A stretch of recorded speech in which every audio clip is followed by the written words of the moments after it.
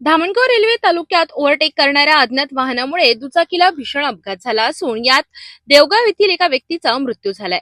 Dhamangaon railway तालुक्यातील गुंजी फाटा अंजनसिंगी रोडवर भीषण अपघात झाला. देवगाव येथील श्रीराम डफडे हे आपल्या नातवासोबत अशोकनगर येथे नातेवाईकांची तब्येत पाहण्यासाठी गेले होते. परतीच्या प्रवासात दोन अज्ञात वाहने वेगाने ओव्हरटेक करत होती. या वाहनांच्या तीव्र प्रकाशामुळे दुचाकी चालकाचे नियंत्रण सुटले. समोरून येणाऱ्या वाहनामुळे दुचाकी थेट रस्त्याच्या खाली घसरली.